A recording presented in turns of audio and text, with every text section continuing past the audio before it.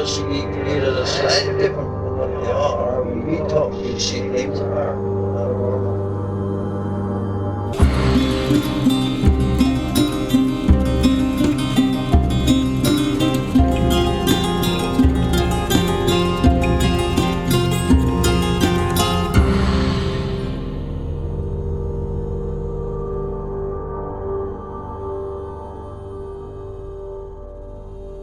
Welcome to Strange Familiars. If you have a true story about an experience with something strange, if you've seen Bigfoot, if you've seen a UFO, if you've seen a ghost, anything unusual or weird, if you've seen an entity wearing red plaid, if you've seen someone dressed in a bunny suit in a very strange situation outside of Easter, we want all your strange stories. You can email us, strangefamiliarspodcast@gmail.com. Tonight we're going to be talking with Paul, who is sharing some of his stories with us, from possible Bigfoot encounters to a near-death experience. And some of my favorite are the stories he shares from Iraq. He's an ex-Marine, and he ran into what may have been these Djinn entities in the mountains over there.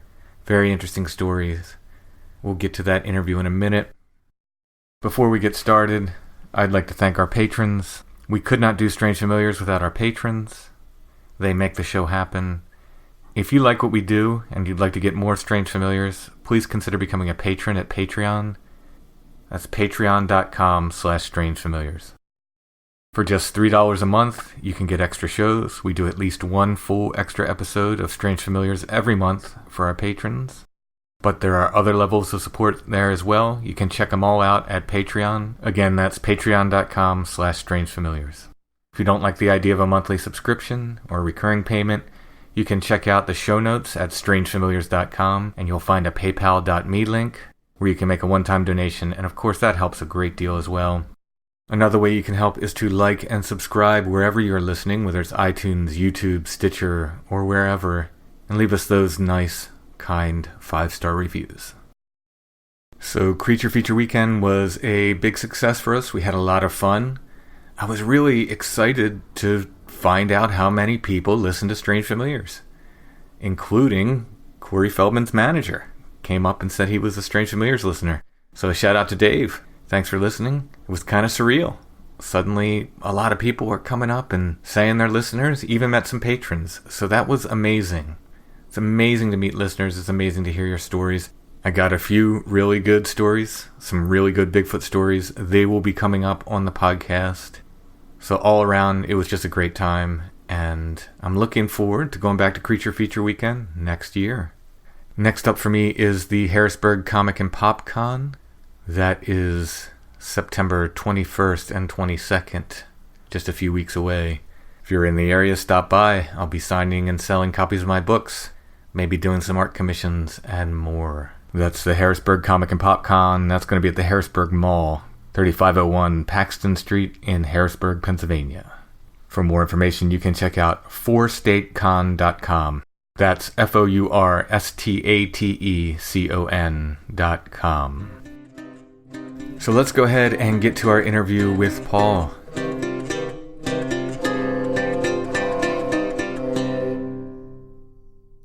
Tonight we're talking with Paul, who has multiple experiences that started when he was a kid and continue on through today. Really excited to do this interview. How are you doing tonight, Paul? I'm doing great tonight. How are you? Good, good. Now, these started, you said, when you were pretty young, right? Yeah, they started around when I was 7, was the first experience I had. Basically, I was a kid. I was around 7. I was in a swimming pool with some friends learning how to swim. I was playing, pushing off against the wall with my buddies. And next thing I know, one of my buddies pushed really hard away at the same time I did. And he couldn't swim, so he dragged me under. And at the same time as he was trying to get up for air, he kicked me in the stomach. All of my air came out of my lungs. And I was like, what am I going to do? I'm going to drown. And I had my eyes closed. And next thing I remember, I just felt some peacefulness, and my lungs filled full of air. And I was able to come back up, and get myself out of the water. that was my first weird paranormal experience I ever had. So you were underwater and actually felt your lungs kind of fill up with air. Yeah, like they actually, it felt like somebody put their mouth up against my mouth and it just shoved a huge breath of air into my lungs. My lungs filled from capacity, and I remember getting kicked and the bubbles coming out of my mouth because I yelled when he had kicked me. And so, yeah, it was just the strangest thing that I ever experienced. So then after that, there was just other weird things that had happened. There was one time where I had gotten into a fight with my dad because I was scared. I was kind of a shy kid, and I was scared to go to the new school that I had been brought to start. And so the night prior, I had some type of dream where I didn't have lunch. And so I remembered the whole room that I was in and the people that were in it, except for people didn't have faces. Like their faces were like kind of clouded over, but I could see all their clothes, their shoes, the uniforms the kids had on, and the teacher's dress she had on. And I remember this clearly. She had this white dress with these really big blue roses on them. And so that was a pattern of dress she had on, and with, high stiletto heels she had on. And so back then, that's how teachers dressed back in the 70s. And so I woke up the next morning and I went to school, and that day I didn't have lunch. And I remembered everything that happened in the dream, where the student gave me her cold lunch and the teacher asked me, what's going on? And the whole conversation was exactly what happened in the dream. So I was just like, that was just weird. So then just more things continue on after that. Basically, like prior to myself getting married, well, actually I did get married. And this happened when I was my first year of marriage with my wife, who passed away, unfortunately, about 5 years after we had gotten married. We ended up taking a little trip to this place called Rubio Woods. It's right next to Bachelor's Grove Cemetery, which is in Midlothian, Illinois. And it's supposed to be the most haunted cemetery in the state of Illinois. And so it's used to be filled with bachelors that died out in that area. And it's like tucked away, nestled into these woods. Well, we ended up going out there one Halloween day, and I actually saw an apparition appear out of the woods. And it just took me by surprise. I stood in front of the cemetery while my wife and my cousin were inside the cemetery. Basically, this white thing, which I thought it was somebody in a robe, floated out from like some trees and shrubbery that didn't have vegetation on it. There were just, branches and stuff. It just came out of there, walked about maybe 10, 15 feet in front of me. And right around the cemetery, there is a moat, I guess you could say, or kind of like a creek. Mm-hmm. And the apparition like floated. And for me, first, I thought it was somebody walking. So let's say basically they walked in front of me and stopped right at the end of the road. And the road would end where the creek is. And then it started walking away from me towards the other side of the embankment. And I kept staring at it because I kept thinking, I'm like, this can't be a person. This has got to be some type of animal. And then as it got farther away, I was like, well, maybe it's a deer. It's the back of a deer. And that's what it kind of looked like. I'm like, wow, what is this thing? As soon as it hit the embankment, it rose like out of the water, I guess you could say.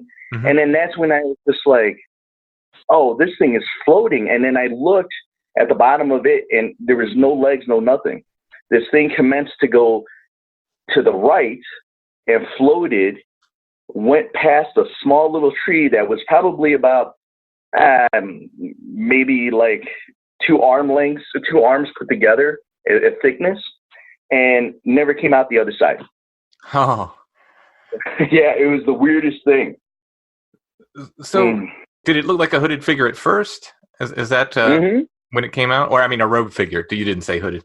Actually, this is what I thought. And when I spoke to my wife about it, I was like, honey, I actually thought it was some like somebody like a witch in a white robe, or somebody performing Satan worshiping in a white robe. I kind of thought that that's what it was. It was a person, but it wasn't. It was just something, just a weird white robe thing floating in the air. That's basically what it was.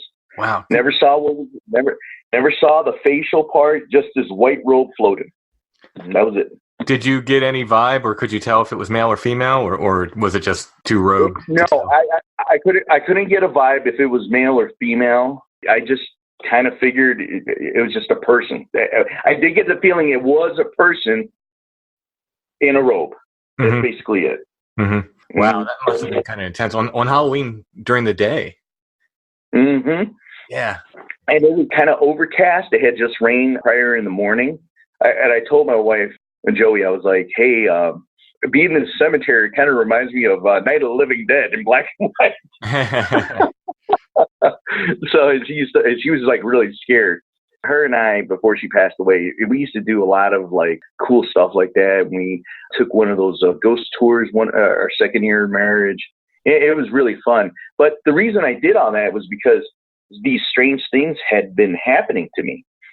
And so after I had gone into the service, and I served in the military, and I served for about 8 years, and a lot of strange things happened to me in the military. More to say, paranormal, and I also saw UFOs while I was overseas in Iraq and Afghanistan. So we used to see those all the time. Oh, really? The other thing, yeah, oh yeah, you could see them. You could see them with a night vision goggles, and we used to think they were our drones, but they weren't. They would just act so weird, and they would just do these weird maneuvers that I'm like, man, if there's a pilot flying there, I don't know how you can take those G-forces, or we got some really cool equipment that we don't know of. Mm-hmm. You know? And the weirder stuff was, I was out on patrol, and I belonged to a special unit. I was a tracker. I'm half Native American, half Mexican. And so I learned my tracking stuff when I was a kid on the res with my grandparents, or my grandfather, actually. And so when I went into the Marine Corps and they found out that I could do that, I basically was a tracker. They stuck me with a unit that we would track insurgents in the mountains and stuff. And so I was out on patrol with the guys, and I got separated. I'm the radio operator. We got separated because there was bad weather. And so I ended up getting lost. Go figure, right? I got lost. My radio communications were down. I wasn't able to reach radio contact with the rest of the team, so I had no idea what was going on. So I ended up traveling during the night and resting during the day because it gets really hot during the day. I ended up in a village, and we usually the military provides us funds. And so basically they're like gold little bars and stuff like that we carry around with us that we can barter with. And so I was looking for a place to stay, and I walked into a village. And since I speak a little Farsi, I was able to communicate. And since I'm darker skinned, they kind of they're kind of more curious. And so, and I've always found that they're very welcoming when you're different, you know? Mm-hmm. And so I ended up walking into town, and there was a man that just came out of nowhere. And I started speaking with him, and I told him, of course, I was looking for some place to stay. And he's like, "Oh yeah, here, I'll show you where."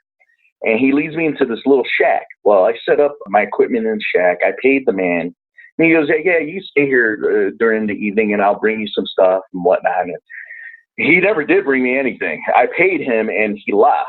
And so I basically set myself up, rested for a couple hours, mostly during the day. Stayed there. I had set up my equipment so I can know if somebody would come in and I wouldn't get hurt and I'd be able to defend myself. And I set up my bedroll, make sure there was no creepy crawlies on the floor. And I always would carry a little candle with me. And my dad had always told me, always carry a candle because a lot of little creepy crawlies don't like the light. And so that's what I did. And so I set up this little light, and I had this little light inside this little shack that had no windows.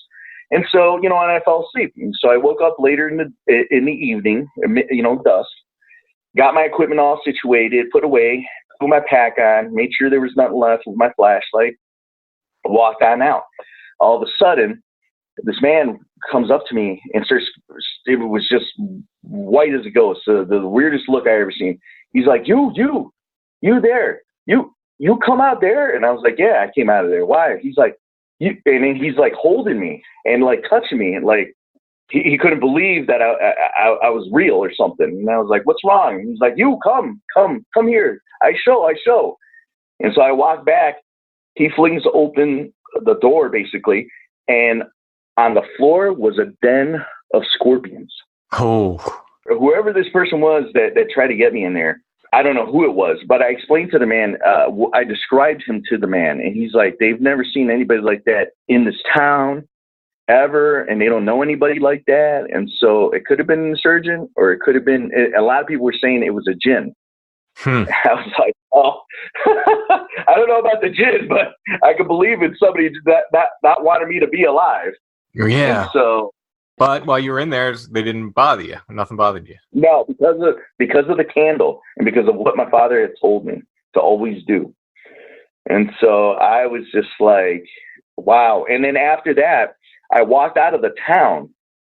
And as I walked out of town, I was out for like maybe about an hour walking and trying to get to the next rally point so I could meet up with my unit.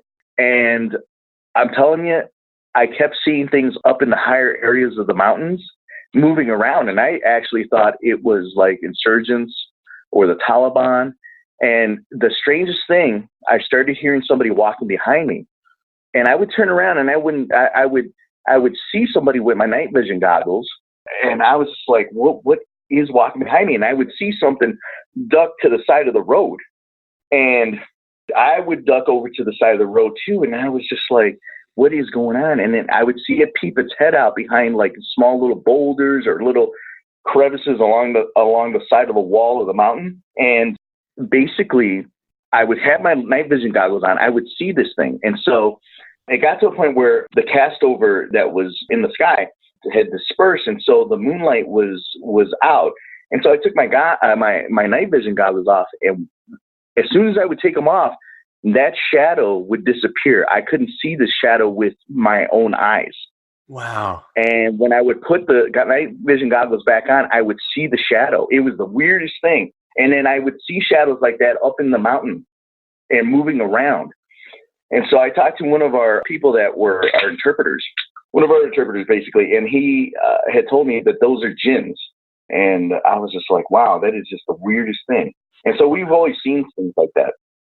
So this happened directly after you left this building with the scorpions. Wow. Mm-hmm. Wow. So put me in your boots there for a minute.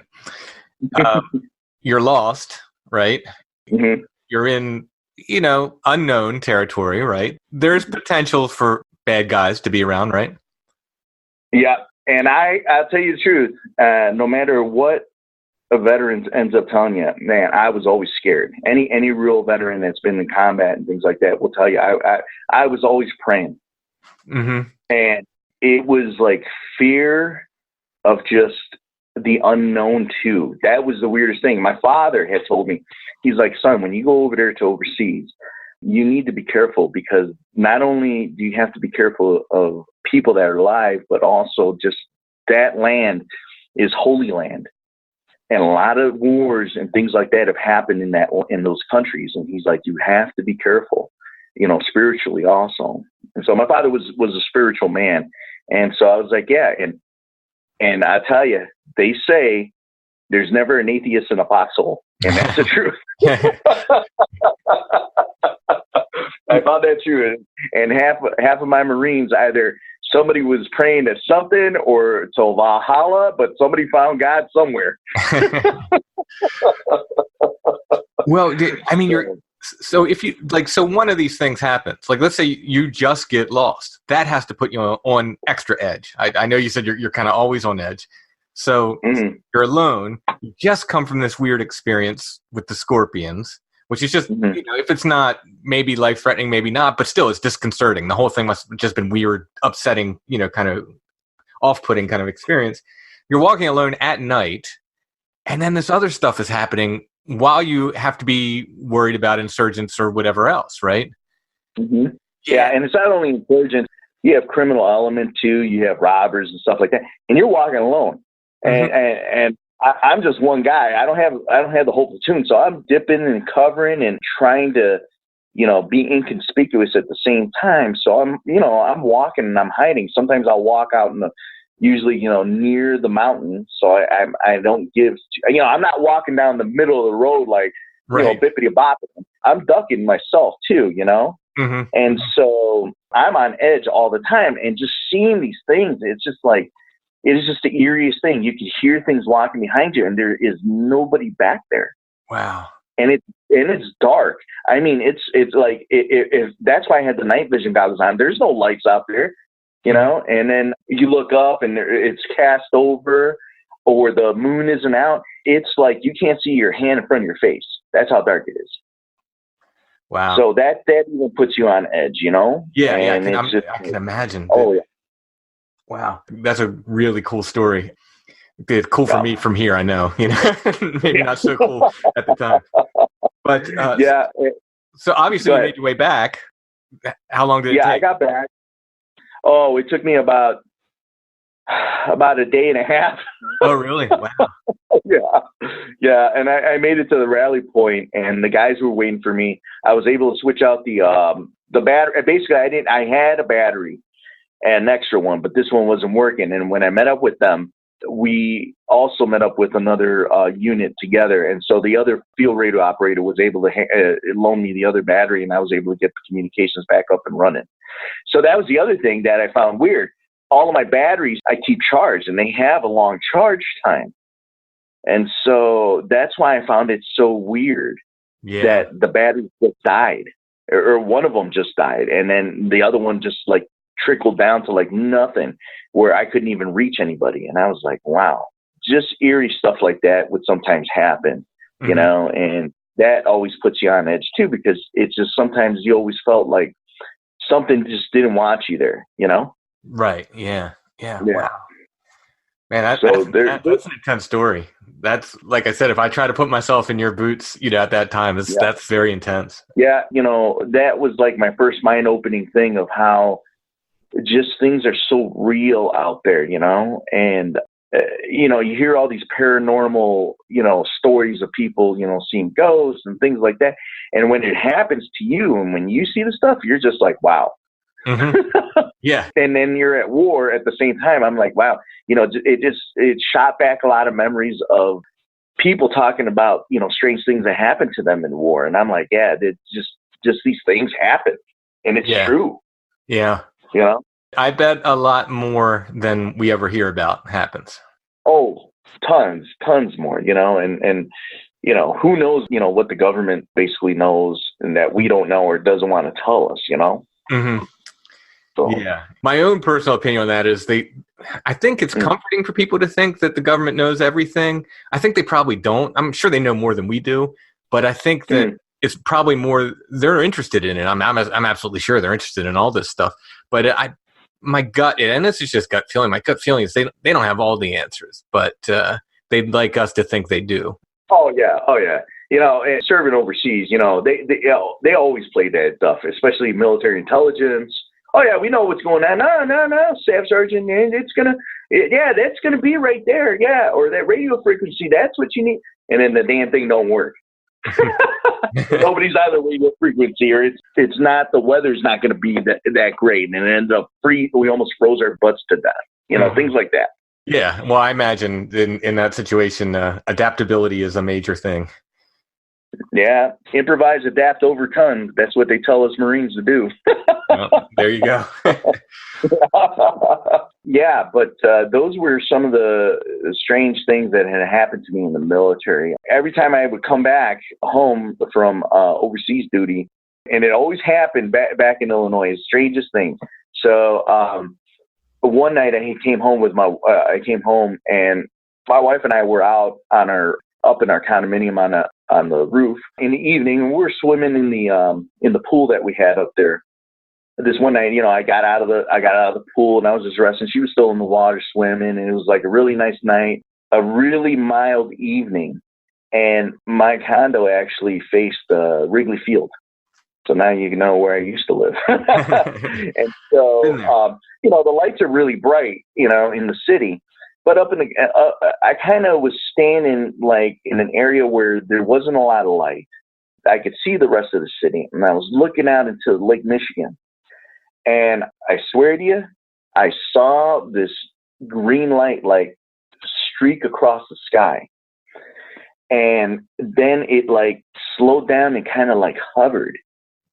And it was going from north to south. And it kind of hung over the harbor where we used to, or that was close to us. Then all of a sudden, it just shot straight east from there. I didn't see it after that. And so I was like, wow, that is just the strangest thing. And I told my wife, and she's like, oh, yeah, I've been seeing a lot of weird stuff like that. Now, granted, this was back 97, I believe. Yeah, like around 97 when this happened. So it was many, many years ago. Did it just look like just a single light, just a green light? Mm-hmm. Mm-hmm. Just a green light. And it wasn't like, like you see the satellites going across the sky. Mm-hmm. And they'll look like, satellites normally look like a little star. Right. And then they just move. But this thing had a little contrail behind it, a little green light contrail behind it. And I was like, well, that ain't it. That's not a satellite. Yeah. Yeah, and satellites don't tend to change directions either. No, they don't. They don't tend to slow down and then change directions and then just speed out. And I was like, wow, that's kind of weird. Yeah. The second time something like that happened to me was after my wife had passed. And it was like maybe about, I believe later in the 2000s. And she passed away in 1997. And so later in the 2000s, and I was over visiting my sister. And I was out with my little nephew. He was probably around 8 years old. And we had walked down. It was a cool winter night. And I all of a sudden just stopped right by the car. We were going to go to the store, the grocery store. Mm-hmm. And I would say it was around 9 o'clock at night. And I looked up at the stars and I go, hey, and I said his name and I go, look up there. Look, there's a light up there traveling. And he's like, yeah, Uncle Paul, I see it. All of a sudden, that bright little light, and this one was white, got really bright and like winked out of existence. And my nephew was like, what was that? I was like, I think that was a UFO. It was the strangest thing. Yeah. And he was just like, wow, I see my first UFO. And I was like, yep, there you go. Yeah, they're up there. Mm-hmm. I feel really bad with the people that, on both sides, they get ridiculed about talking about these UFOs and stuff. People don't believe them. But the other part is when they talk about like the Men in Black and things like that. And I remember this. My gunner, Sorensen, he had served in a different branch of the military before he started serving with me in the Marine Corps. We had talked about that, and he served in the Air Force. And so Sorensen had told me he was on base one day and he was doing guard duty. And he said, yeah, I'll tell you this, there was a helicopter that landed. They came to the office where the commander was, and we have to ask for ID. And I asked the gentleman in the dark suit, because he landed in a black Hawk. And I go, well, what do you say? He goes, son, I can't give you my ID. And if I did, you would end up going to jail or something like that. And he's like, yeah, I let him in. Wow. I was like, okay, I think I would too, man. If he's like threatening you that you disappear. Yeah. And so that was my first story of like the Men in Black. Before I even knew anything about Men in Black or any of that stuff, he was the first one that told me about that. And that was one of the stories that we were talking about in boot camp, actually. Oh, and wow. So, yeah, so there's so many things that happen out there. And like I was, to get back to the point I was trying to make, like, when people do talk about their experiences, which I still think UFOs are paranormal also, they fall in that genre too. And just seeing how, that's always been my fear too of saying anything about my stories, is because of, just having somebody doing that, that's always been a fear. But I said, you know what? I'm getting up in age. I might as well tell the stories now before it's too late and have people enjoy, you know, what experiences I experienced. Yeah, yeah, and I think you know, for me, you know, it's great for me because I run the show, you know. But I also think that it's great for, in a kind of a folkloric sense, that we're documenting all these stories, because I just believe like what we called folklore in the past was the same stuff. It was just people seeing, you know, what we're calling UFOs and cryptids and ghosts today. You know, they were calling fairies and you know, whatever, wild men or whatever. Trolls and stuff like that. Yeah. Yeah, back then. And so it's great to get these stories documented. I can't write a book every week. If I could, I would, and I document this stuff in a book. But next best thing is talking to people and then getting it documented. And then the other thing is it kind of makes a safe space, so more people will come out then and say, "Oh yeah, that happened to me," you know, and they'll start talking, and we get to. For me, it's amazing because even like the strangest stuff people talk about, someone else will usually write email and say, "Yeah, I experienced that." And then it's just like, okay, now this is something really weird now. You know, now that two people, you know, from two different parts of the country or different parts of the world are talking about very, very similar but very, very weird things, it makes it all the more interesting. Yeah, and then, you know, like for myself growing up in the two cultures in my Apache culture, because I'm a Lipan Apache from Texas, and then my father was, and I am, and my grandfather, and the rest of my dad's side of the family, and then my mom's Mexican. And so, you know, I grew up with, I don't want to say them, but I'm just going to say the other thing, just like dogmen or shapeshifters, stories like that, warn us about those. I've had some of my cousins see them. I've never actually seen them, and I'm happy I never saw them, because that's really scary. I hear the stories on some of the other. Oh, there's another guy on YouTube. He's an African-American guy, and he does these dogman stories. And just the stories he gets from people, I'm just like, wow, it is some scary stuff. Yeah. So I'm happy I haven't dealt with them, because they sound like they're very aggressive creatures, whatever they are. Yeah, I take a ton of Bigfoot reports, and so the Dogman reports come with it. When I get them, not all the time, but, often people, and, often I'll get them and my heart kind of sinks a little bit, because it's like, man, like, it's bad enough if you have to run into a Bigfoot, but one of those things, like, it's just nothing I'd want to have to run into, Oh, yeah. Well, I'm going to tell you. So there's a couple other stories. So let me back up again to when I was like 7 or 8. This happened. Oh, this also happened to me back in Illinois. And so we were out shopping, and I remember this clearly. It was like November, and I believe we were shopping for I think it was like after Thanksgiving, because we were out late. And I was out with my older uncles and aunts. And so we were heading down Lakeshore Drive, heading south. And so we were right by this park called Olive Park, and it's right along the lake. It's right across the street from the University of Northwestern. And the lake in that section ends right at Olive Park. Right next to Olive Park is Navy Pier. So we're just, moving along in this big old Monte Carlo. I'm sitting in the back, and I'm looking out the window. Oh, no, I'm sorry, not the Monte Carlo. We were in a station wagon. And so I was sitting in the back of the station wagon. I was looking out the window because I was sitting next to the door, and I couldn't believe it. I was watching these two things swim in the water, and they were going really quick, as fast as the car was going, and they were skimming the top of the water. And I was like looking at it. I'm like, is this people swimming? It was the strangest thing. And as they were swimming, all of a sudden I saw them go from the skimming the top of the water. They dove, and then the next thing they both jumped out as a pair into the air, and they did it so quick that they just jumped and went back in. They did it 3 times, and then they just disappeared. And I didn't see after that, because by the time the third time when they went back in, we kind of hit kind of started going towards the curve that the expressway has changed so much, but there was a curve that used to go around these buildings back in the day. And we hit that curve to go around the buildings. And so I didn't see them after that, but it was the weirdest things. And I was just like, what was that? And I had was nudging my uncle who was next to me, who's a couple years older than me. And I was like, look outside. And he saw him too. And he's like, what is that? I was like, I don't know.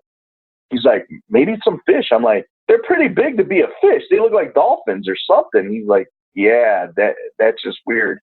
And then after that, nobody wanted to talk about it or anything. So until we got home to my grandparents and my grandmother, and this was my mom's side of the family. She's like, oh, because I was scared. She's like, oh my God, and she's talking in Spanish, and she's like, get the boy some sugar because he's like really scared, and to calm me down. And then she blessed me with an egg. So some Santeria stuff she did on me. Because he thought it was like something paranormal. I actually thought it was some type of, I don't know what it was. It's some type of creature, some type of water creature or something. Do they look like dolphins when they came out of the water? They were white. This is what I remember. They were white, long, and they kind of resembled dolphins, but they were just really it's hard to explain. It was just, they were really narrower of a fish, They kind of were stocky up in front, and they narrowed down to a kind of like a little point at the end. And then that was it. And then that's all I saw. And with the way the car was going and how fast they were traveling, and with it being nighttime, you could, if they had fins, they probably had fins, but they were probably thin or something. But I didn't see any dorsal fin. Mm-hmm. That was it. But that was the weirdest thing I've ever seen in Lake Michigan.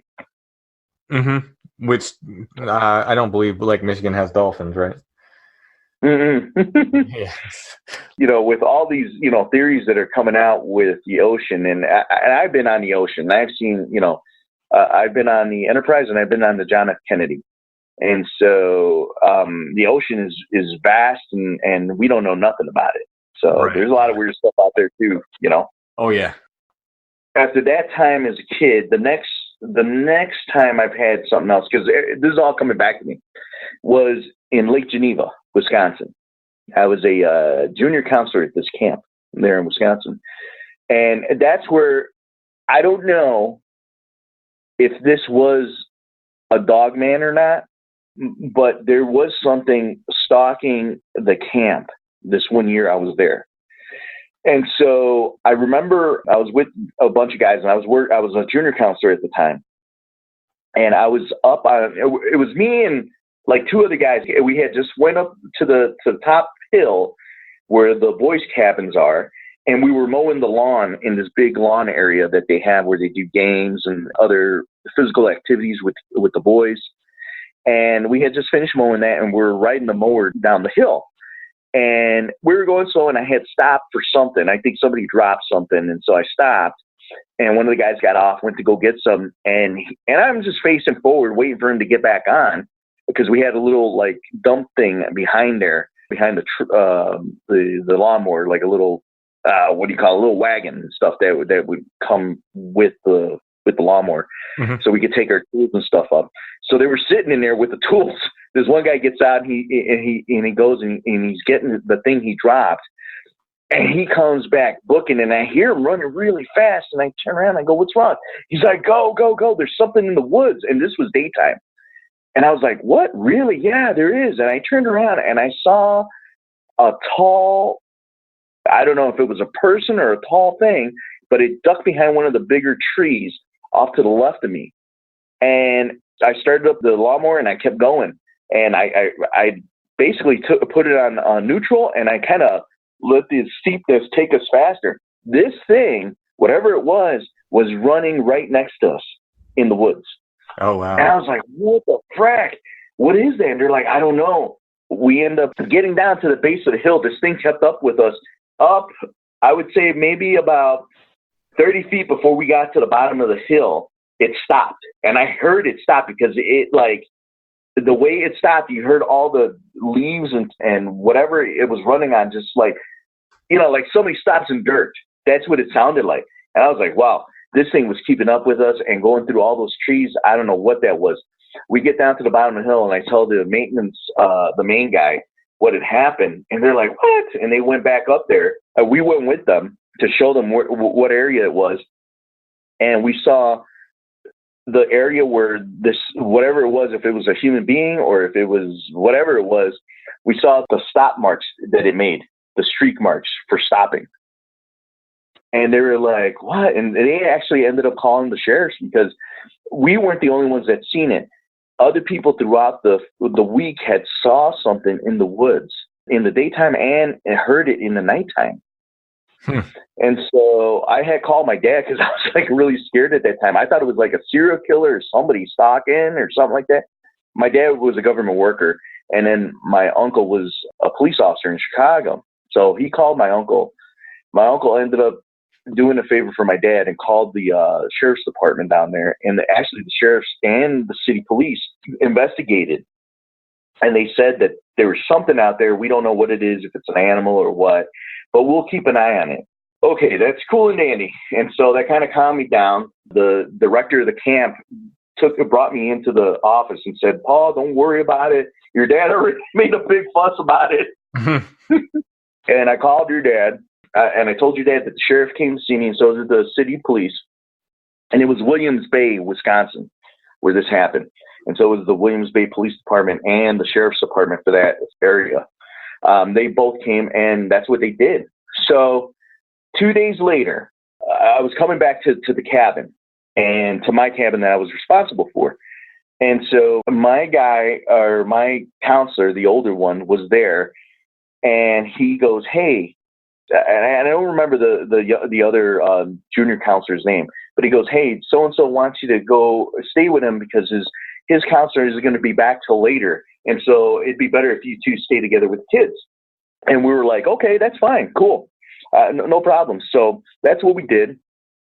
I set up my little mattress next to his bed and stuff like that. And, we kind of started, went to bed, and we got the kids to sleep. And I would say about an hour afterwards, we're still awake. It's probably about 10:30, maybe. Yeah, about 10:30. All of a sudden, we start hearing something walking from the entrance, and you could hear stuff. The windows were open, but they had screens. And so we heard somebody walking. And so they're coming down the road, and it's a gravel road. They're walking towards the cabins. All of a sudden, you hear this thing or person or whatever just stop. And we're waiting, and he was scared. That's why he wanted me to stay there with him, because he had heard all the stuff that was going on. He was really scared. And so I was like, what is that? And I'm laying next to him on the floor, and I'm like, what is that? He's like, I don't know. Is that your counselor? He's like, it's 10:30. He ain't going to be back till about 11:30. And he's on his day off. And I'm like, wow, that's just not right. And I'm like, let's just listen and see what happens. We hear it go towards my cabin, whoever it was. They walked over there, and they you could hear them like kind of rustling by the cabin. And we were both scared. I was too scared to look out the window. I lay there, and we just kept listening. This whatever it was, we heard it turn because of the gravel. It started walking towards us. And he got up. He's like, I'm gonna hold the door, because we didn't have locks on the doors on those cabins. Oh wow. He's like, I'm gonna go by the door, and let's just wait there. And if whoever it is, whatever it is, if it tries to get in, we'll hold the door down. And I go, okay, well, I'll grab a broom and have this broom right here. And we're like 15 and 16, and we're like, what are we gonna do if this is a serial killer or a real person? We're just these small, young guys. I was scared. I was sweating, and I have never felt any fear like that. So this thing walks towards the cabin, stops right at the steps of the cabin. And we're like, please go, please go. And we're just like praying. And we're both saying that we're like, oh, just go, just go. And all of a sudden you hear something just step onto the step. Then the next thing step onto the next step. Then the screen door opens up, and this thing rushes the door and starts like clawing at the door and starts pulling the door. It had so much strength that it took both of us with our feet up against the frame of the door to hold the door in. Finally, the knob broke. And whatever this thing was, when the knob ended up going its way. Mm-hmm. It like fell out of the porch area, broke the door, and all of a sudden you just heard it run on 4 legs towards the woods. Oh, wow. And the kids were screaming. We woke up the whole camp. And then the sheriffs came, they investigated, and they said, yes, there was somebody, so on and so forth. And we never knew what happened, if they found the person or not. Yeah, that's creepy stuff. So that was creepy. And then after that had happened, a lot of weird things had happened. I got more stories for this camp. And so after that had happened, it was just like, we never knew, like I said, we never knew what happened. We never knew if they found somebody or if it was a person or what. And then I find out later, in my years, that they were talking about a dog man that was out in that area. So, oh, wow. So then after that had happened. About 2 years later at the camp, 2 summers later, we were out hanging out at the, they call it the LITCIT lounge. And so this was the junior counselor's lounge. And this was going to be my last year as I believe I was an instructor at the time for the younger ones now. And so we were there. And so one of the younger kids, one of the younger junior counselors brings a Ouija board to play at the camp. And so I walked in with my little girlfriend. We had just come back from getting ice cream or something in town. And we rolled up just to check on them. And it was almost time for them to go to bed at 11 o'clock. I would say this is about 10:45 or something. We stroll in and we walk in because it's all dark. And then you see a couple little lights on. And we're like, hey, we better go see what they're doing. It's not playing, spin the bottle or something, So she and I go in there and they're playing with this Ouija board. And we're like, I'm like, guys, you shouldn't be playing with that type of stuff out here. And they're like, no, it's all right. It's just a game, blah, blah, blah. I'm like, okay. And I knew a lot about that stuff. And it was just bad juju. My parents used to tell me that it's just bad stuff. Don't be playing with that. Sure enough, they're asking it like really stupid questions. And I'm like, okay, if you guys are playing, 2 people got to play with it together, on the planchette and blah, blah, blah. And they're like, oh, you know about it? I was like, yeah. So they ask it, we don't believe you have powers. If you have powers, make the lights go off. And those things, those flashlights dimmed out. There's 3 of them. They dimmed out. They flickered on and off 3 times. And me and the girlfriend looked at each other. I'm like, yeah, that's not cool to do. And so all of a sudden, after that, they then started, and we stayed there for a little bit and watched what they were doing. Because when I saw that, I was like, that's weird. I wonder if it'll do anything else. And she's like, yeah, let's watch. So then they asked it, hey, who's going to die next? Ooh. And so it started, yeah. And so it started spelling out a name, and it spelled out this little kid's name. I don't want to say his name. And so they spelled out this kid's name that was sitting there at the table, and his sister was sitting next to him. And it spelled out his name, and she freaked. And she's like, I'm done. I'm not playing this game. I don't want to have nothing to do with this game. And so she left. And so a lot of other people started leaving. And so that little boy still stayed because he was interested. And one of the other persons that left was the other person that was putting his hand on the planchette. And so I said, okay, I'll come play with you guys. So me being stupid, trying to show off in front of the girlfriend, I walk over there and sit down and I start playing this game with them. They asked it some other question that it didn't like. It all of a sudden it said no. And next thing you know I got shocked, thrown back against the wall. All I remember is seeing this planchette and the Ouija board shoot up into the air and both start spinning right above each other. As soon as I saw that, I was like the second person out of that friggin' cabin. And I just ran. And I was just in fear. And all night, all I did was pray. I was like, I'm sorry, I'll never touch it again. I'll never deal with that Ouija board again. That stuff is weird. And I'm going to tell you, you want to know how true that stuff is? The little boy died the next year in Indiana. He drowned to death. Oh, wow. Yep. Yeah, I mean, I say in general, because, a lot of people will contact me and they say, I've had spirit contact in one form or another. Mm-hmm. I always warn them, don't ever trust them because sometimes the information you get is going to be right. And a lot of times they'll start giving you right information to kind of, I don't know if it's intentionally to seduce you, but that seems like that feels like part of it. And then they'll start lying, or giving you wrong information. And then, Yes. and then you're all messed up. You know what I mean? So I always tell people, like, just be careful with these messages from beyond. Like, just don't trust them. Don't take them as gospel because they often turn out to be, either not true Not or what you, slightly not true. what you think it was. Yeah. You don't know what it is because you can't see it. You just don't know Yeah. what you're talking Yeah, about. exactly. And it might be, I have a friend who does it, kind of frequently. By it, I mean spirit contact, not Ouija board. And he says, like, he just thinks they're either incompetent and they're trying to give you an answer and they don't know, or they think it might be true and they're telling you what they think is true and it just ends up being wrong. And I said, well, that's fine, but the end result's still the same. The end result is you still can't trust it, Yeah.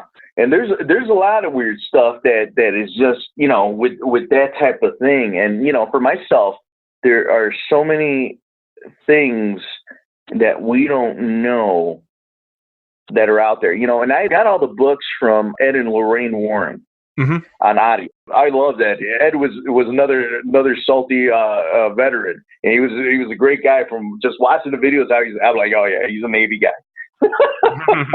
And his wife was, a really nice lady and everything. And I've never met him. I wish I would have been able to met him. And I'm so saddened to just heard that she had passed away recently. Yeah. And so that was a big loss for that, And some of the stuff is hyped up about things that happen with them, and some of the things aren't. But the main point Ed used to always say about the paranormal, you don't know anything about this stuff. And these things are dangerous, and you have a brush with them, keep it as a brush, and that's it. Don't get overzealous about trying to figure out what it is, because you'll never know what it is. They certainly can be dangerous. And the thing about, I never want my future told. People a lot of times, you want me to tell your future? No, I don't, because whether it's true or false or not, I don't want anything like that to get in the back of my head and influence me. Like with the story you told with that kid, maybe it was perfectly natural, or maybe that little information just like was a seed, that got in the back of his head, and in a way he, not to blame him for his own death, but you know what I mean. Well, no. And the way he passed away, from what I understood, he was out trying to save one of his friends, because I think the friend got caught in an undertow, and he was swimming at the same time. I believe a lifeguard went to go swim. The lifeguard actually didn't notice that he was in the water with him, alongside of him, and the lifeguard actually kicked him in the head and knocked him out. Oh, wow. Yeah, it's tragic. I mean, it's tragic no matter how it happens. It's tragic. But, you wonder if he never heard that information, would things have gone any differently? And that's what I'm always like, when people want to, like, you want me to tell your future? Nope, I do not. I don't want to hear it, because it's not information I need to know. Mm-hmm. It's just eerie. And for myself, I did have my future told, but not by a human being. And this is still part of the stuff that I we're going to go into some more. And so I think you can do a whole show about me half the time or half it up. So there's so many stuff that had happened, and everything's like coming back to me for all the little stuff. So you got to bear with me. I might jump around.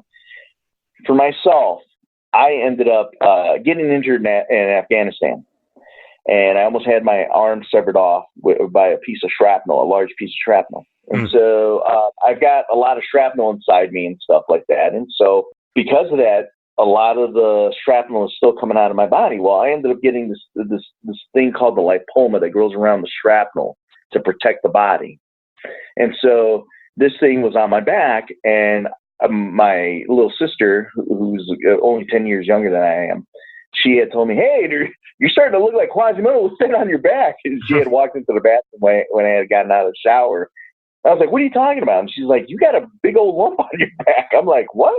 She goes, did you get hit or something? I was like, no. And I looked at it and I was like, oh yeah, you're right. I never even noticed that. My girlfriend didn't even tell me that. My wife had passed at this point. Mm-hmm. She had gone up to heaven. Anyways, I ended up going to the doctor, and the doctor told me it was that. And he's like, well, we'll remove it. And I was like, okay, that's great. And so I got all prepped for surgery a couple of weeks later and went into surgery, and they set me all up and they anesthetized me, you know? And so I've been under the knife a couple times before that. And I don't know if you have been, but every time I've gone under the knife, it's always like, it's just black. And I've asked a lot of people that, is it just black for you? And they're like, yeah, it's black. And then all of a sudden you wake up and you just hear everybody around you. You can't see when you wake up from the anesthesia, but you just hear everybody. And I'm like, yeah, that's true. That's how it happens. She's like, and the couple of people I talked to, yeah, that's how it happens. Mm-hmm. Oh, yeah. So they gave me the anesthesia. I passed out, and I ended up waking up in a white place. I don't know what it was, but it was just like a whiteness room. And for me, first, it was a white room. And I was like, what? Where am I? You know? And I'm like, this is just a weird place. And I'm floating at the same time. So I could see myself. I could see myself in my clothing. I didn't have any shoes on. I was barefooted. And I'm just floating in this huge white room. And then I was like staring into the white void. And I could start seeing like little patterns of mountains and stuff. And then I hear the most beautiful music. And to this day, I cannot find this music anywhere. It was the most soothing, peaceful music I've ever heard in my life. I've even tried to look for stuff on YouTube for angelic music, things like that. Nothing. So I'm floating there, turning around, looking. And just at the most peacefulness I've ever felt. All of a sudden, I hear somebody behind me go, so how you like it? And I'm like, wow. Yeah, I know, right? Just like, oh, nonchalant, how you like it up here? And we're just saying, how do you like it here? And I was like, I turned around, I looked, and all I saw was there was something there. I couldn't make out a figure or anything, but I just knew there was something there in that white light that was just radiating an energy. And I was like, well, yeah, it's nice. I like it a lot up here. It's really peaceful. Hey, can I stay? Well, Paul, no, you can't. I was like, okay. And I'm like, why can't I? Because you've got something to do for me back on Earth. And I asked him, what do I got to do? He's like, it's something very, very important that you need to do. And I'm like, well, I don't want to go. I want to stay. He's like, you cannot stay. Everything's been planned out for you. And just trust me, and you need to go back. And I just gave this big sigh, and all of a sudden, it was like a loud like bang, and I was back in my body.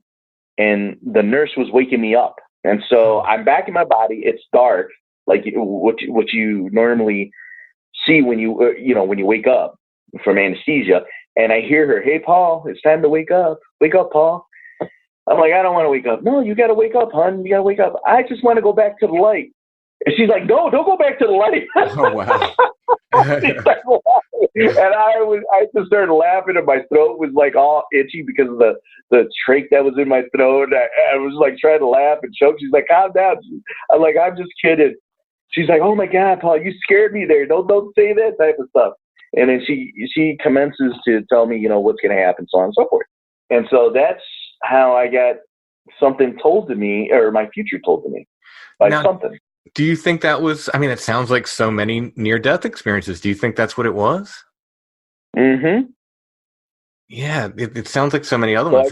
I come to find out after I recovered and I got back up, the doctor came in and said, hey, my mom was there with me, and she was like, they were telling my mom and then me, everything's okay, everything's good, but we kind of had a little hiccup. The anesthesiologist had a problem with the anesthesia, and we gave Paul a little too much. He might still be groggy. We're going to keep him here for another couple hours, and then we'll send him home. And I was like, that dude killed me. Yeah.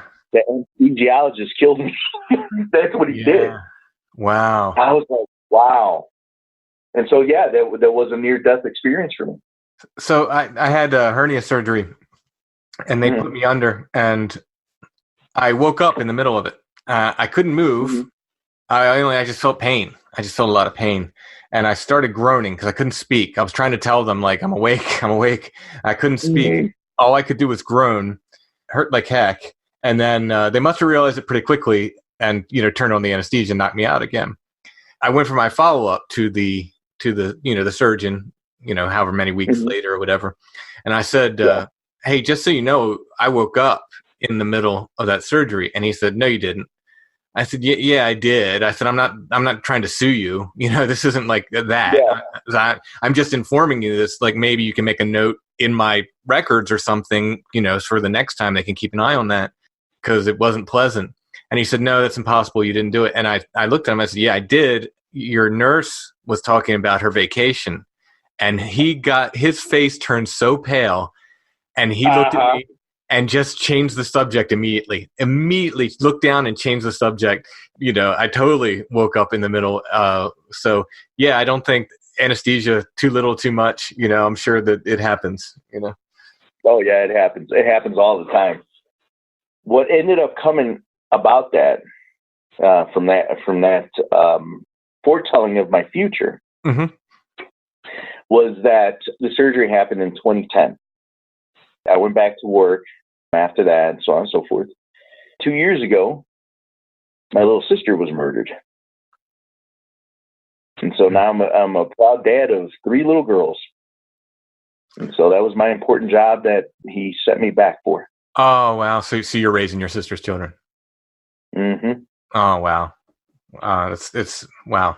Yes, that's an important job. And that's how I knew. That's how I knew. Whatever it was, if it was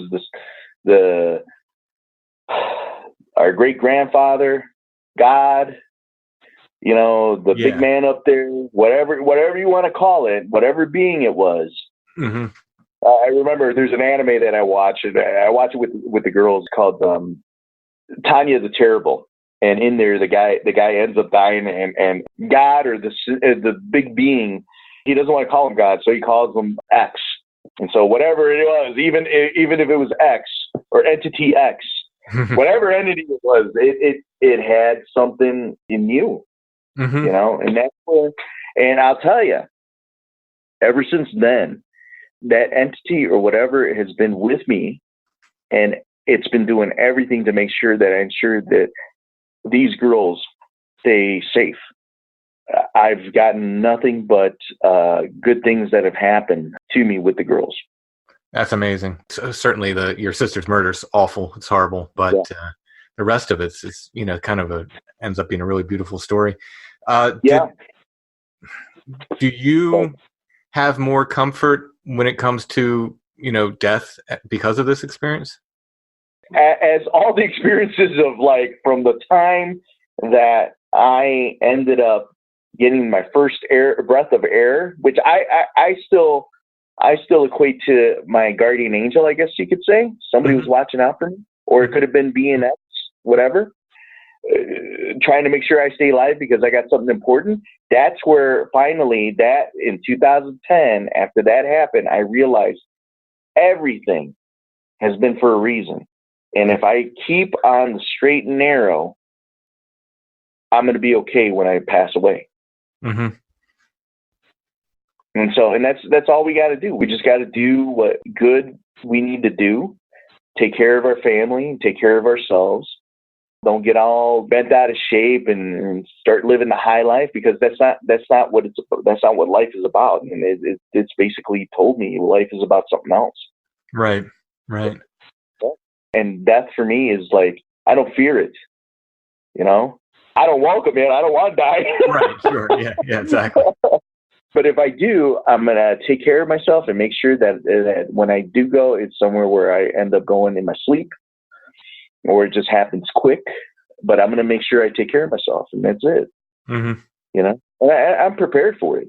I'm happily. I know that just doing what it wants me to do, or whatever, what both of them, which is my sister and whatever this being is, wants me to do is make sure that these girls grow up and they become, you know, good people in this world. And I fulfilled my real mission, I guess you could say.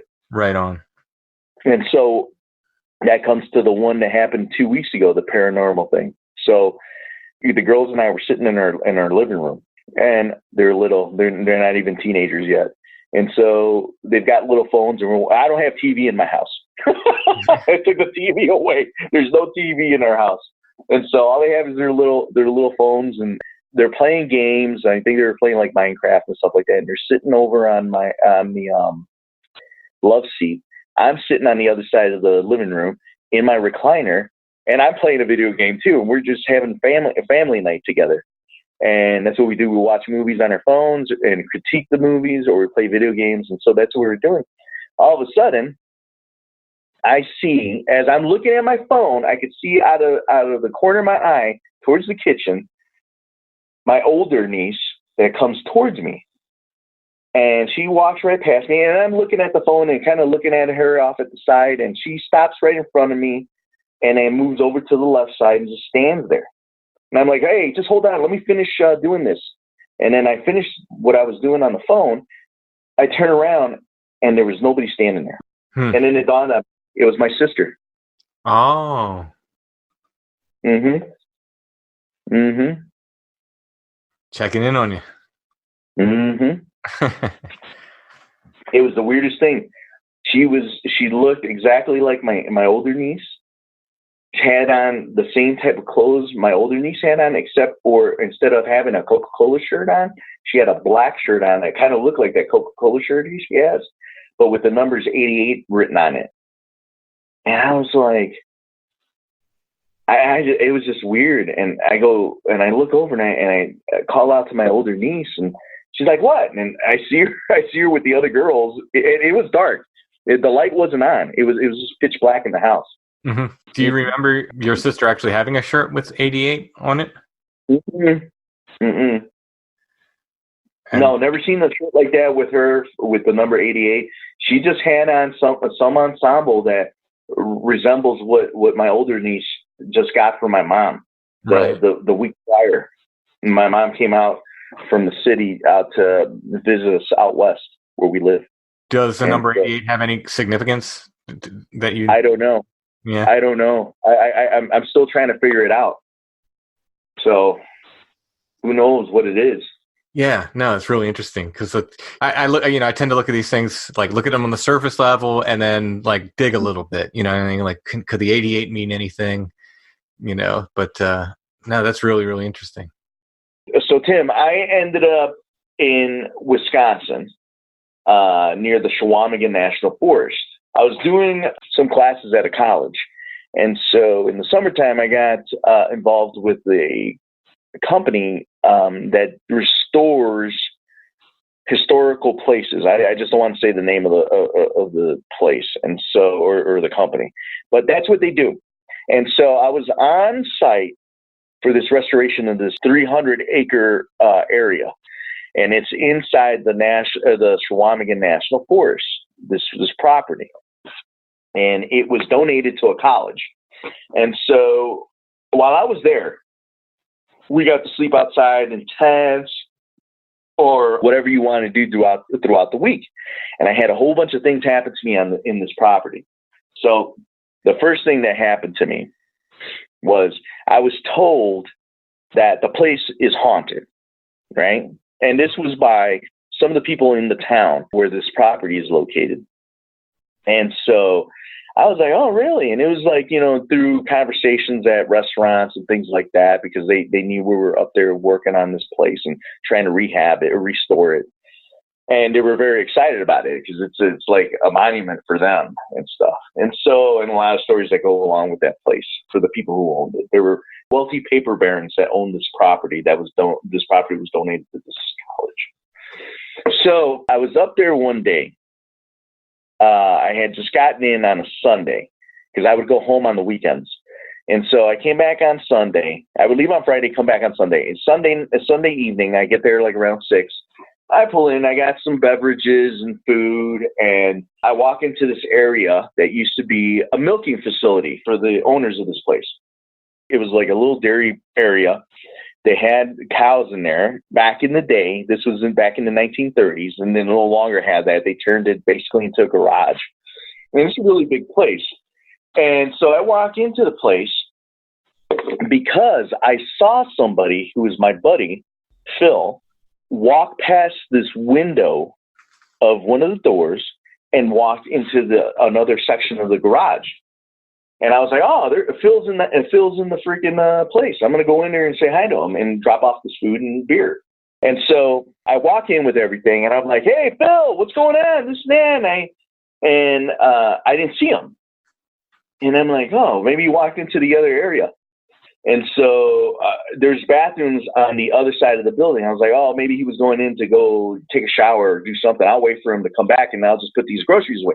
So I'm putting the groceries away. I got my back turned away from the area where he walked towards.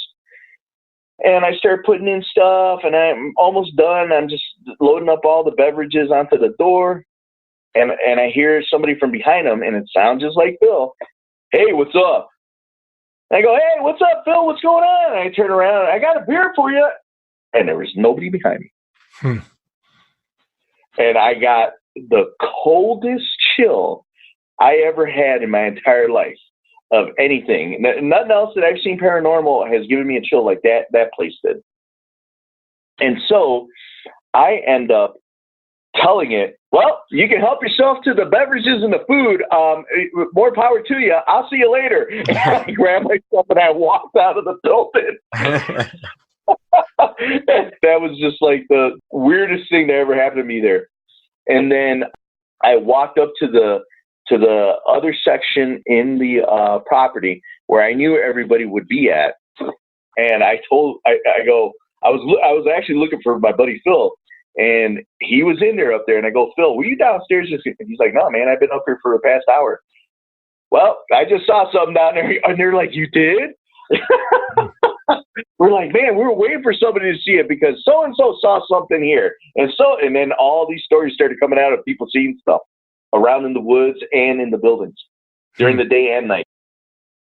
So that was the paranormal stuff that happened to me. So then, about 2 weeks later, and they got bears up there like there's no tomorrow. So there was a bear that was up there, and we shoot it away. And so it was a young bear, and finally, one of the sheriffs came by and did something to it, and I think they shot at it or something with like I don't know if it was pepper stuff or like those bean bags, but they scared it away. And I knew as soon as they hit it with a bean bag, it ain't coming back. Right. So they did that, and that night that happened with the bear, I went to sleep. Everybody else was sleeping in tents. I ended up making up my vehicle, which was one of those Nissan truck, little SUV things. I turned that into my tent, and so I was laying in the vehicle, and it was about 3 o'clock in the morning. I had woken up because it had gotten really hot in the vehicle. I opened up the door. It had just rained. It was still cast over. It wasn't raining, just cast over. I couldn't see anything in front of me. All of a sudden, I'm laying there, and I got my eyes closed, and I'm just feeling the nice breeze come in. I hear something walking on the grass towards me, and it's coming from the wooded area that's past this little like pasture. And I hear it, walking bipedally, not like in all fours. And you could tell when something walks on all fours and something walks bipedal. Mm-hmm. And whatever this thing was walking on two legs, this thing was getting closer and closer to me. And I'm like, okay, that's not a bear. I don't know what this thing is. And I couldn't see anything. I couldn't see anything that was eyes that are red, because I've seen some videos where people see that type of stuff, but there wasn't enough light. So I don't know. I didn't see anything. So all I did was, okay, well, I'm closing the door. I closed the door and I hit the lock button, and I just turned over away from the direction it was coming from, turned to the other side. And this thing, whatever it was, walking bipedally, came up to the vehicle and just stood there. and then planted its whole body over the side of the vehicle, like it was looking into my window. As it did that, it actually pushed the truck about a couple of inches over because of its weight. It moved the truck, or it leaned on it, and the truck kind of came down? It leaned on it, and because of its weight, it pushed the truck. Mm-hmm. And I was like, oh my God, is this the bear? Or what the heck is this thing? And it just stood there. And then I heard like its forehead, not a snout, because usually you could hear something like sniffing. The bear sniffed like a dog, and you could hear it, and it's loud, and I've heard it before. And it wasn't that. All I heard was like a forehead hit the side of the window, like press up against the window. And I was like, whatever this thing is, it's looking into the vehicle. And it stood there for a few minutes. I would say like I counted up to like, I think 30. So it was a couple of seconds. So then this thing slid around, like it was still looking through the windows to the back. And like, I heard it again, put its forehead up against the back window and was like looking in. And all I did was I threw my cover over my head. I was like, please make it go away. I don't want to see it. I don't want to know what it is. Please just go. And then it used all its weight. It pushed up against the car, which pushed the car forward a couple of inches. And I heard it walk away towards the camp where everybody else was sleeping.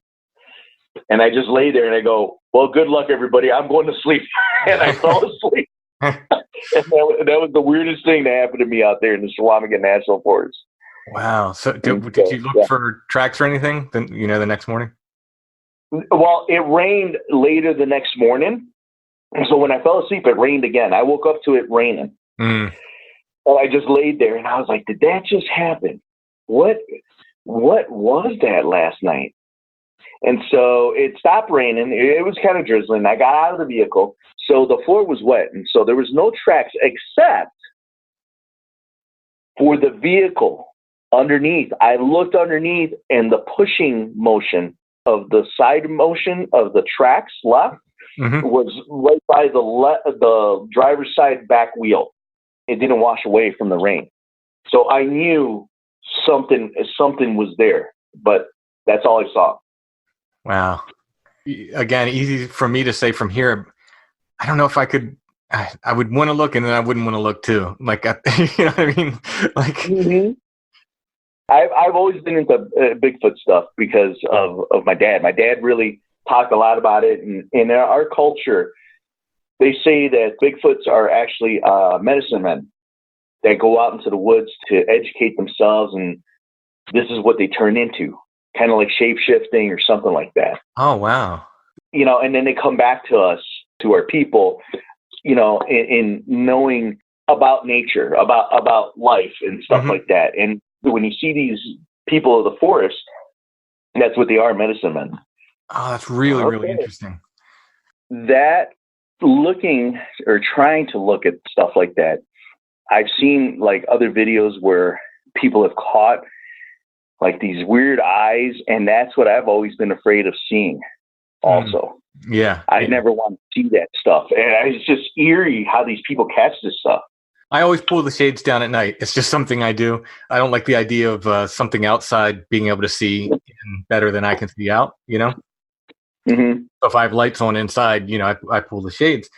And I was talking to someone, she was from the Lakotas, and she said that it's absolutely a part of their culture. As soon as the sun goes down, to pull the shades, you close all the windows. You don't want things looking in at you.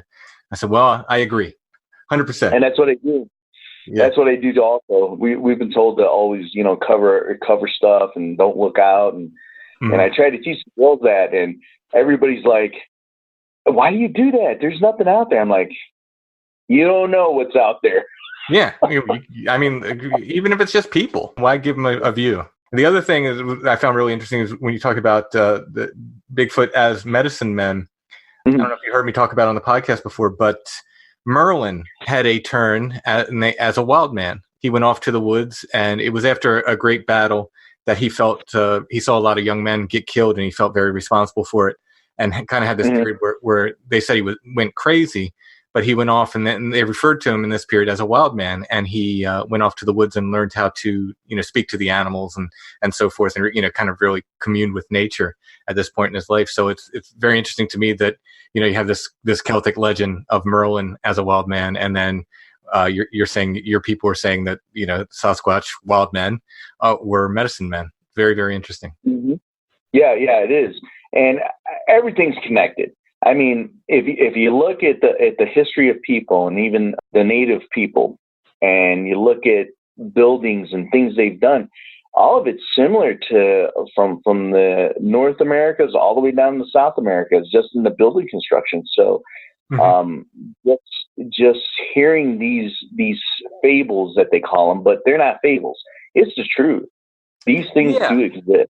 Well, these things that are people, but I believe there's something different about them, physically, psychologically, and they just want to be left alone. They don't want to have nothing to do with us warring folks. And there's so much stories of them warring with us because they don't want to have nothing to do with us.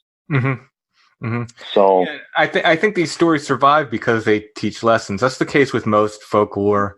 I do a lot of traditional folk songs and stuff, and there's saying. There's two sayings that go along with it. One is that a bad folk song doesn't get to become traditional, and the other is there's always some nugget of truth in every folk song, in every traditional song. And, these stories, if you look at the other folklore, even take, not looking at Bigfoot, look at other folklore, often they're teaching lessons. They're teaching you what plants are poisonous, which plants might be, helpful for healing and this and that. So there's a reason why these wild man stories have survived as well. And I think they were teaching us about them for sure. And they're remarkably similar across different cultures. I mean, there's some that change. There's some, some people will say it's this or it's that. But there's a lot of similarity across culture. Yeah, there is. Mm-hmm. There is, and then some of the stories, that I hear that are on those audio books stores and stuff like that, and I've listened to some of them, like this guy Rusty Wilson, I believe his name is, and I hear of some of his stories, and I don't know where he gets them from, and it could be from people that tell him, these stories because it seems like that, and when I look up some of the areas that he talks about, or where some of these stories go to, they connect to a lot of places where there are these wild beings living in, And I'm like, these stories have to be true. These things are happening to these people, and it's just so bad that people get ridiculed about them or people make fun of them like that. You know? Yeah. The other thing, like the children around where we live, with my culture, and we also believe in the shapeshifters and things like that, and they're dangerous. I've heard a lot of the other people describe that. Some of the people that say, like the Wendigo, which you shouldn't mention the name, but I mentioned it, that sometimes the people confuse that they think it's a Wendigo when it's actually a Bigfoot, and that there's different types of Bigfoots also.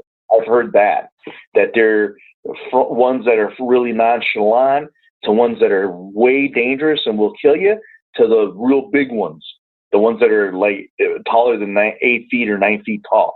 Right. Yeah. And it's like when I'm out here with the children and any of the children that are around the neighborhood, I tell them we live in a small community. Outside of that community, there's stuff like that out there that you don't know of. And you need to be careful. You need to be out of the park by dusk and home with your folks. And a lot of the kids out here are like Lutheran and Mormon and things like that. And I'm like, well, if you look at your Bible, there's wild men in there. And I'm telling you, you need to watch out. We're in a land that's like that. We're in a Western free land that these things still roam in. Yeah. And well, I mean, it's the same thing with the newspaper articles I collect. Yeah, some of them are exaggerated and some of them get a little silly. But when it comes down to the behavior that they're talking about, it's the same behavior people are describing today. The way these things behave, it's exactly the same. And often some of these old newspaper articles, there's stuff happening in places that are, it's just been built up since then. There was nothing there before, and now it's a metropolis. Some of them, that are out in the wilds, the places that are still wild. Is that exactly like you said? We're still getting reports from these same places. Yeah, and when we drove up to Yellowstone, I told the girls, and there are Bigfoots out here, and they're like, really. And when they saw how big the park is, mm-hmm. They're like, oh yeah, Uncle Paul, there is probably that stuff up here. I'm like, yeah, I know there is.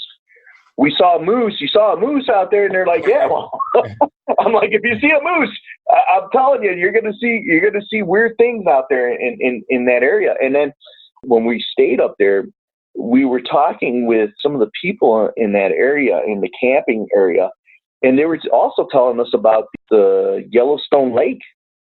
That like a lot of weird things happen up there to people. That people disappear from these fogs and strange sounds that they hear up there. And I was like, really? They're like, oh yeah. You need to be careful with your girls when you're up here. You stay together, so on and so forth. And I go, I already know that. But I never knew anything about no weird sounds. And they're like, yeah, if you go online, people have captured these weird sounds. And when I did that, after I had come back from the park, and I checked it out on the internet at our hotel, and I was like, wow, that is just weird. People disappearing in these strange fogs that happen in Yellowstone. I was like, wow. Yeah, that's weird. So, yeah, and so it's just amazing how things like this happen out here. And for me, this is still the wild frontier for things. Because these places out here, Montana, Wyoming, Idaho, they're uncharted lands. People might own the properties, these huge chunks of properties, but nobody goes on these properties. They don't know what's out there. Right. Yeah. Yeah. So having experienced multiple things through your life, and some people say like, oh, you're so lucky to, or, it's rare to experience one of these things, et cetera, et cetera. But I talked to a lot of repeat witnesses who experienced not just the same thing more than once, but a variety of things, like you described.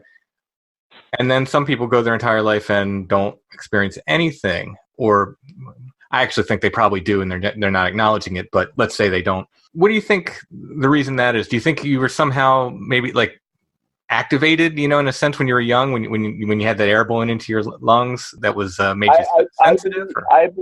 I believe so. I believe from that point is when all the strange things started happening to me. Mm-hmm. Where I don't know if it was the breath that did that to me. I do know now for myself, it's just started being strange to me when I would catch these things, because also, I don't know how it is, but I catch the things and I realize, hey, this is something strange or paranormal that's going on. That was way before I even knew anything about paranormal stuff at a young age. Just knowing this is right. There's something weird about this. That right there told me, now that I'm older, I'm like, something happened to me back then. It could have been in the breath. It could have been something else. But as time progressed and I realized that, I started opening myself more and more. Well, not opening myself. I took the blinders off my head, off my eyes, and now I see things, and I open to seeing those things. And that's what happens with most people. Most people walk around with those blinders. They don't want to see it. Yeah, I think that's absolutely true. I think people have more experiences than they realize, and they shut down. Mm-hmm. For whatever reason, they're either not ready or just they explain it away in such a way, that they can just kind of write it off. But it's really interesting because you hear people who see UFOs say, well, once you've seen one, you'll see other ones. You hear people who said, once you see a Bigfoot, you'll know how to look for him. That's how they explain it. Like the guys that, that think they're flesh and blood, they'll say, well, now you know how to look for him. It's like, is it that, or is it something else? Like, more like what we're talking about, like where once you're kind of open to this stuff, then you start experiencing it more. I don't know. I don't have the answer. I think it's once you get the blinders taken off, the world actually opens up to you.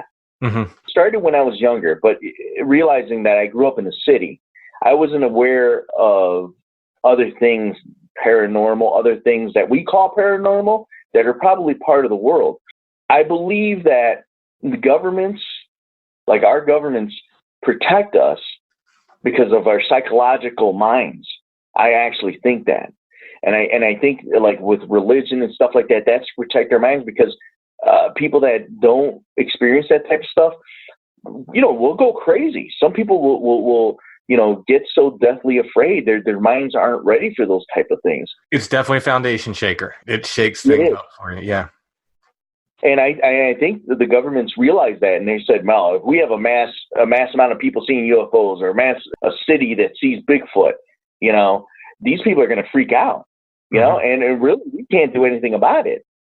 And so we got to come up with a way to, stifle it and keep them stupid, keep people unopen, because once they open it up, once you realize that there's more to this world than we actually realize, then you end up becoming more attuned to everything around you." I agree. And then you start realizing, I can live a free life just like these things are living a free life. Because think about it, those beings living out there in the wilderness, they hunt, they're hunter-gatherers, they live a free existence, a free peacefulness. They war, they probably have to war, because if they're tribal, because that's what a lot of people think they are. They're tribal, and that's how we were. And then they still keep that type of society. Yeah, they war, but the majority of the time they roam free and they do their thing, and they don't bother anybody. And that free existence is what we all strive to do with religion and everything else. And like I said, once the blinders are off, boom, everything's open to you. And that's how it's happened to me. With that first experience to the one in 2010, it just opened me to, there's more to life than this rat race 9 to 5 thing. There's things that are out there that I still want to investigate, and I still want to look for, and I still want to see, except for Bigfoot's eyes. Right on. That'll be a little too scary. I could deal with them in the daytime, but seeing that in the nighttime, that would freak anybody out. Again, easy for me to say from here. I think I can deal with getting a good view of one at a safe distance outside. I don't know if I want an up close and personal, but at a safe distance outside, I think I could deal with that. Looking over and having one just looking in the window, no, I can't. I don't know if I could handle that one. That's just something about that. That's yeah, and even with aliens, just weird stuff like that. Like watching that movie Communion from a long time ago, with Christopher Walken. I love Christopher Walken's movies. So I watched Communion, and just seeing the aliens come out, I mean, even that is scary. Yeah. And then some of the videos that you see, and you see them creeping through windows and peering through windows just like a Bigfoot would do. I'm like, man, I don't want to have nothing to do with that. Yeah. So, but that has been most of my paranormal stuff that I can remember. Well, thanks, Paul. Thanks for sharing your stories. Yeah, anytime. And if I get more stories as the year goes by and you still have your podcast, I'll come back and tell you some more that has happened. Yeah, definitely. Keep us updated. Okay.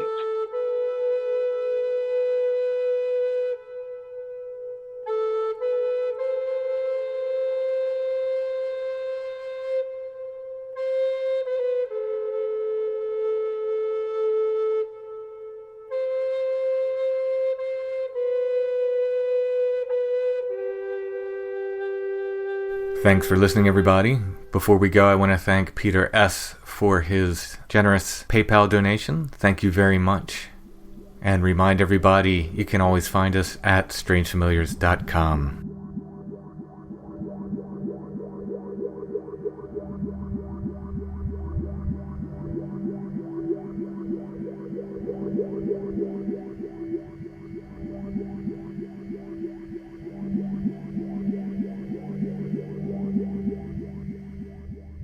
Strange Familiars is a production of Dark Holler Arts. Music, books, art, podcasts, and more. darkhollerarts.com. Intro and background music is by Stone Breath. Go to stonebreath.bandcamp.com for more. We're on Facebook, facebook.com/strangefamiliars, where you can find the Strange Familiars Gathering Group, and we are on Instagram at Strange Familiars.